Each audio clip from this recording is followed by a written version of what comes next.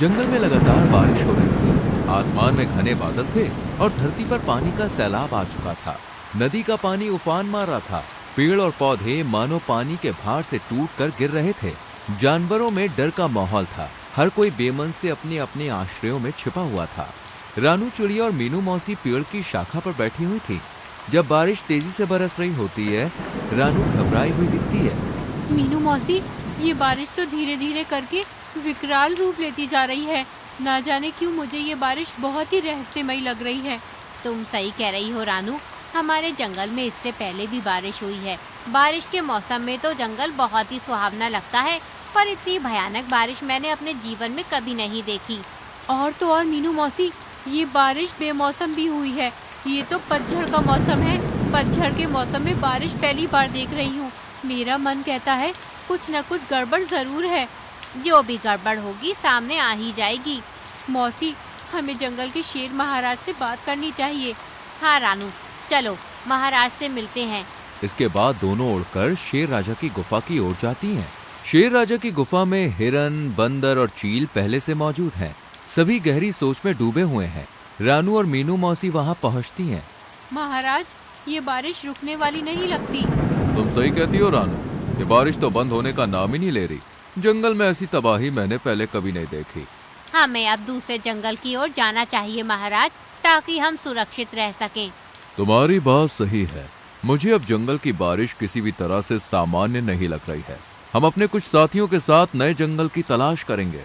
शेर के आदेश पर जंगल के कुछ जानवर और पक्षी शेर के साथ निकलने के लिए तैयार हो जाते हैं। जंगल के बाहर जहां बारिश तेज हो रही है, सभी जानवर और पक्षी यात्रा पर निकलते हैं। वो सब जंगल की सीमा पर पहुंचते ही हैं कि अचानक एक बड़ा सा केकड़ा सामने आ जाता है। तुम सब कहाँ जा रहे हो? हम दूसरे जंगल की ओर जा रहे हैं। दूसरे जंगल? लेकिन क्यों? क्योंकि हमारे जंगल में पिछले कुछ दिनों से बहुत ही भयानक मूसलाधार बारिश हो रही है, जो जंगल में तबाही मचा रही है। और मुझे नहीं लगता कि ये बारिश हाल फिलहाल बंद होगी। इसलिए जब तक ये बारिश बंद नहीं हो जाती, तब तक हमें दूसरे जंगल में अपना ठिकाना तलाशना होगा। शेर राजा की बात सुनकर केकड़ा रहस्यमयी अंदाज में मुस्कुराता हुआ बोला, तो फिर आपका दूसरे जंगल में जाना बेकार है महाराज। क्या मतलब? क्योंकि दूसरे जंगल में भी बारिश हो रही है, लेकिन आपको चिंता करने की कोई आवश्यकता नहीं। आप शायद मुझे नहीं जानते, मैं तंत्र क्रिया में बहुत ही माहिर हूँ। केकड़े की बात सुनकर रानू चिड़िया चौंकती हुई बोली, तुम कहना क्या चाहते हो? मैं यही कहना चाहता हूँ कि मैं एक जादूगर भी हूँ। अगर तुम चाहो तो मैं तुम्हारे जंगल की बारिश बंद कर सकता हूँ। केकड़े की बात सुनकर मीनू मौसी चौंकते हुए बोली, ये तो एक तरह से चमत्कार होगा। और मैं चमत्कार करने में माहिर हूँ, परंतु मेरी एक शर्त है। शर्त? भला कैसी शर्त? आपको मुझे अपना सलाहकार घोषित करना होगा और बारिश जंगल में घूमने की हर तरह की आज़ादी चाहिए होगी। कोई भी मुझसे सवाल नहीं कर सकता, यहाँ तक कि तुम भी नहीं। केकड़े की बात सुनकर शेर राजा गहरी सोच में डूबता हुआ बोला, ठीक है, मैं बस यही चाहता हूँ कि यह बारिश बंद हो जाए, ताकि मेरे जंगल के प्रिय जानवर बच जाएं। केकड़े ने अपनी आंखें बंद कर ली।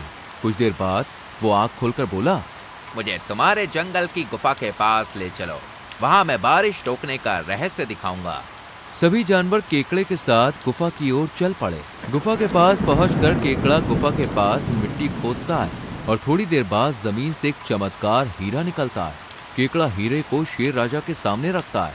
अब देखो मेरा चमत्कार। वो हीरे को आकाश की ओर उठाता है और उसे दिखाते हुए मंत्र पढ़ता है, बारिश बंद हो जाए। हीरे की चमक तेज होती है और देखते ही देखते बारिश थम जाती है।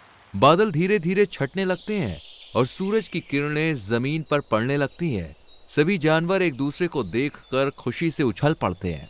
सभी जानवर खुश हो जाते हैं। शेर राजा के चेहरे पर संतोष और कृतज्ञता का भाव था। ये तुमने कैसे किया केकड़े? इस तरह का चमत्कार तो मैंने कभी नहीं देखा। रानू चिड़िया की बात सुनकर मीनू मौसी रानू चिड़िया की ओर देखकर रहस्यमयी अंदाज में बोली, तुम सही कह रही हो रानू चिड़िया, ये रहस्य मेरे भी समझ से बाहर है। तभी केकड़ा उन दोनों की ओर देखकर बोला, अगर ये चमत्कार तुम दोनों की समझ से बाहर है, तो ये तुम दोनों की समस्या है। सबसे महत्वपूर्ण बात यह है कि तुम्हारे जंगल में जो बारिश तबाही मचा रही थी, अचानक रुक गई। और देखो, चारों ओर धूप खिली हुई है। तभी शेर राजा रानू चिड़िया और मीनू मौसी की ओर देखकर बोला, केकड़ा सही कह रहा है। रानू और मीनू इसने जो बोला वो करके दिखाया। जिस बारिश के कारण डर कर हम सब अपना जंगल छोड़कर दूसरे जंगल की ओर जा रहे थे, वो बारिश केकड़े ने बंद कर दी। मैं जंगल में ऐलान करता हूँ कि केकड़ा आज से मेरा खास सलाहकार है। इस केकड़े को पूरे जंगल में घूमने की आजादी है। केकड़ा जंगल में कुछ भी कर सकता है, कोई भी केकड़े से सवाल नहीं कर सकता। ये मेरा आदेश है। इतना बोलकर शेर राजा केकड़े की ओर देखकर बोला, केकड़े, तुमने हमारा जंगल बचा लिया। अब से तुम मेरे खास हो और तुम्हारा सम्मान होगा। सभी जानवर शेर राजा की बातों से खुश हो जाते हैं, लेकिन रानू चिड़िया और मीनू मौसी के चेहरे पर चिंता के भाव है। वो एक दूसरे से कुछ कहते हैं। कुछ दिनों के बाद रानू चिड़िया और मीनू मौसी अलग से एक पेड़ की शाखा पर बैठकर केकड़े के बारे में बातचीत करती हैं। रानू, ये सब कुछ बहुत अजीब है। केकड़े ने हमारे जंगल की गुफा की खुदाई की थी और हीरा वहाँ से निकला था। आखिर उस हीरे का बारिश रुकने से क्या संबंध है? कुछ तो गड़बड़ है। मुझे भी यही शक है। उसने बड़ी आसानी से बारिश को रोक दिया, जैसे उसे पहले से ही सब कुछ पता हो। हमें इसका रहस्य जानना होगा। जैसे जैसे दिन बीतते गए, केकड़ा शेर राजा का प्रिय बन गया। उसने धीरे धीरे शेर के फैसलों में दखल देना शुरू कर दिया। कोई भी जानवर केकड़े से कुछ नहीं कह पाता था, क्योंकि शेर राजा का आदेश था कि केकड़े से कोई भी सवाल नहीं कर सकता। अब जंगल के अधिकांश जानवर उसकी बात मानने लगे थे, जबकि रानू और मीनू मौसी के मन में संदेह बढ़ता जा रहा था। रानू चिड़िया और मीनू मौसी जंगल के एक शांत कोने में बैठकर अपनी योजनाओं पर चर्चा करते हैं। मुझे लगता है ये केकड़ा सबको धोखा दे रहा है। हमें इसके रहस्य का पता लगाना होगा, नहीं तो जंगल में सब कुछ खत्म हो जाएगा। लेकिन कैसे रानू? जंगल के राजा का आदेश है कि केकड़े से कोई सवाल नहीं पूछ सकता।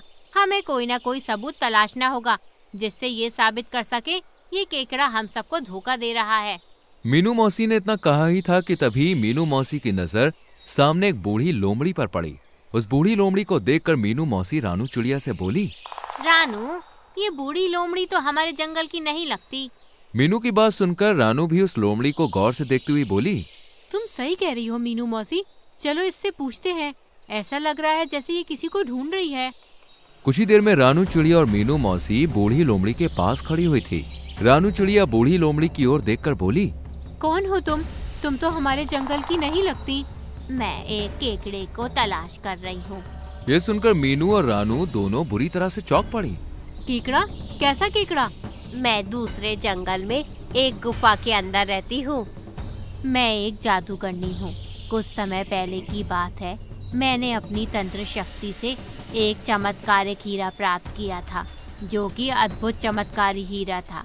मैं उस हीरे को अपने सामने रखकर आंख बंद करके तपस्या में साधना कर रही थी।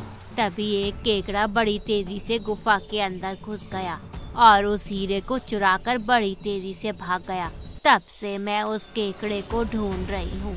लोमड़ी की बात सुनकर रानू चिड़िया गहरी सोच में डूबती हुई लोमड़ी से बोली, आखिर तुम्हारा चमत्कारी हीरे का चमत्कार क्या है? उस हीरे का चमत्कार ये है कि अगर जिस जंगल में कभी बारिश नहीं हुई हो, अगर उस हीरे को उस जंगल की पुरानी गुफा के पास की जमीन में गाड़ा जाए तो वहाँ पर बहुत ही भयंकर बारिश होने लगती है। और अगर उस हीरे को कुछ समय बाद उस जमीन से नहीं निकाला गया तो फिर वो बारिश रौद्र रूप ले लेगी, जो जंगल में तबाही का कारण बन सकती है।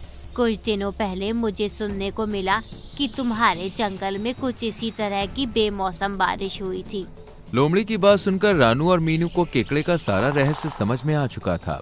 मीनू मौसी लोमड़ी की ओर देखकर बोली, चलो मेरे साथ। लेकिन कहाँ?